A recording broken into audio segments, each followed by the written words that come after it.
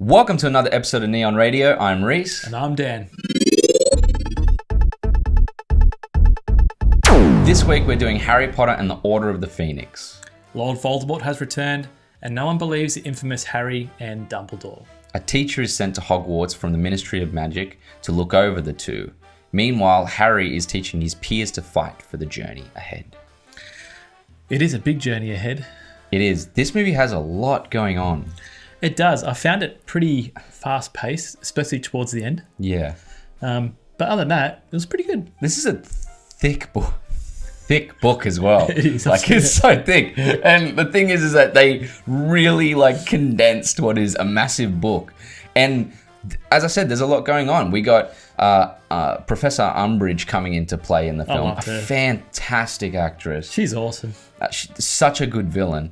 And then we also have the Ministry going against Harry. Yes. We have Harry having bad dreams, prophecies, foresights of things happening in the world from Voldemort. Yep. We have him teaching students how to fight. I mean, this movie just keeps introducing events. It does. And how does he's 14 this time? 15? Yeah. How does one guy at that age put up with so much stuff? I don't know. When I was 15, I was would have given up. I was having enough worries tying my shoelaces, let alone doing any of this. I would have just hung back with the Muggles. Yeah, pretty much, man. I was like, I've had enough of this magic stuff, eh? But I mean, it's the movie downright is the most focused on what it's trying to say. Yeah. It talks about rebellion. It talks about the abuse of power in a bureaucratic, from a authoritarian bureaucrat. Yeah. And it really does bring up this idea of making a choice and that you have a choice in life with the direction that you want to go. In this film specifically, it's on the nose to be good or bad for Harry Potter. Yeah.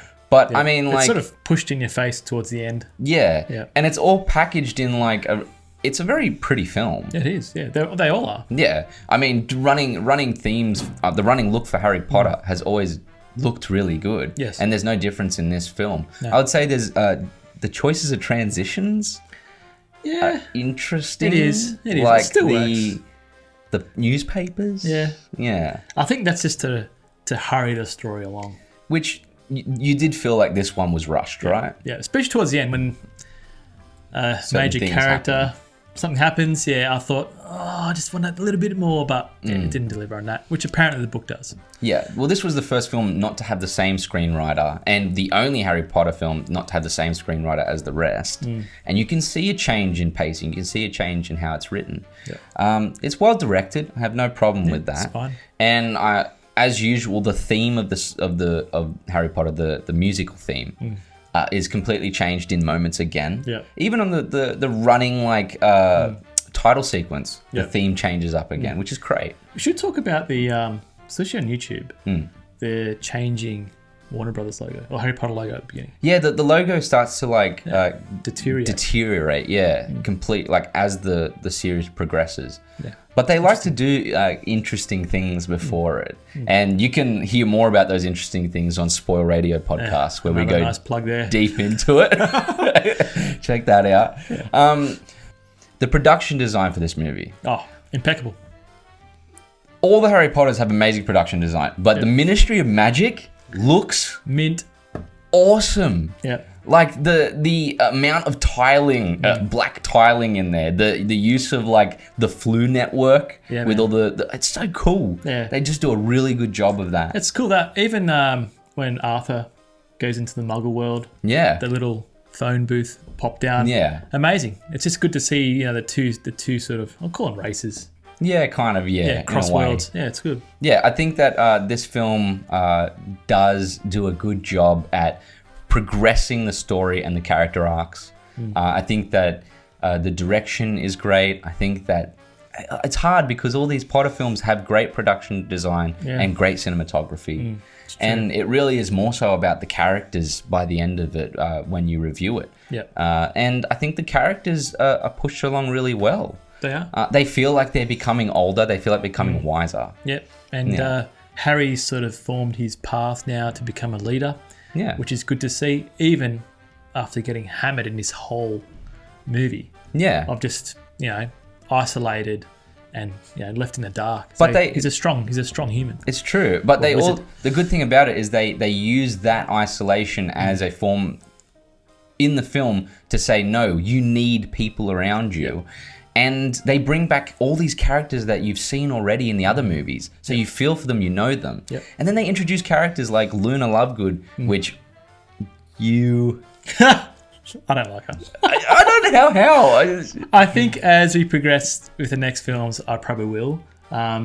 It's just that she was really different, just like the Myrtle in the previous films. I mean, she got better. She does seem like she's just on a perpetual acid trip. But I mean, like, yes. I mean, like, I also think that she's also like the wise. That's true. Know, yeah, she was needed. She was needed in the film. Yeah, the wise philosopher of this film. Yes. She gives us all the information about how we should be as human beings. Yeah. Well, she was sort of like the Hermione in this film, don't you reckon? In a way, yeah. She was the one that was giving sound advice. Yes. For the first time. Yeah.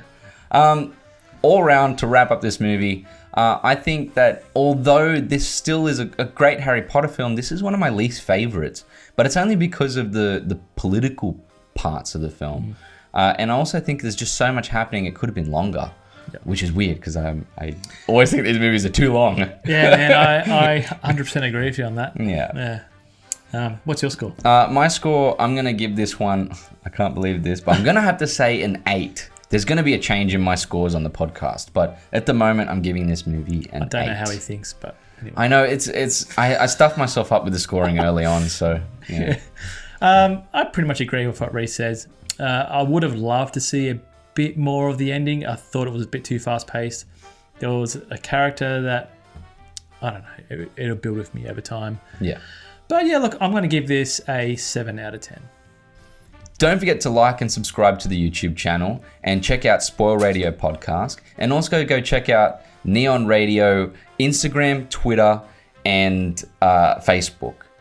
Yeah, and don't forget to DM us. Tell us what you want us to review. Yep, we love it. We like watching movies. We do. And if you want to know what we think, DM us. Yeah. Awesome. So I think that's going to be a wrap up now. That's it. Wrap us up, Dan. Yeah, mate. Lights out.